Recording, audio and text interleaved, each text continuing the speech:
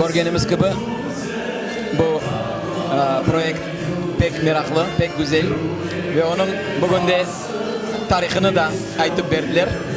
Aslında evet, Kırım'da bu çok eskiden gelgen hayriyeler, onlar özünün resmi olarak teşkil olunmasını 19. asırın sonunda yapıldı ama evet seneler devamında, 100 seneler devamında böyle hayriye köylerde, hayriye cemaatler, cemiyetler var idi.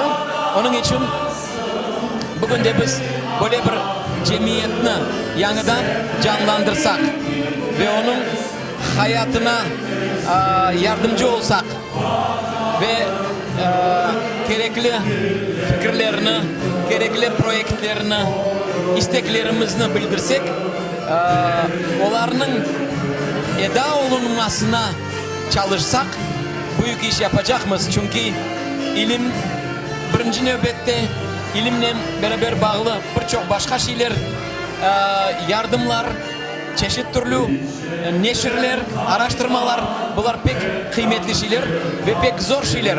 Onlar yardımsız öz başına olamay yazık ki.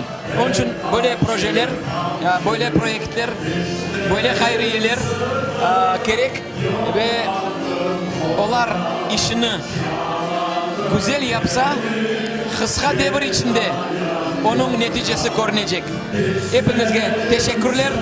Projelerinin işi devam etsin. Yardımcılarımız çok olsun.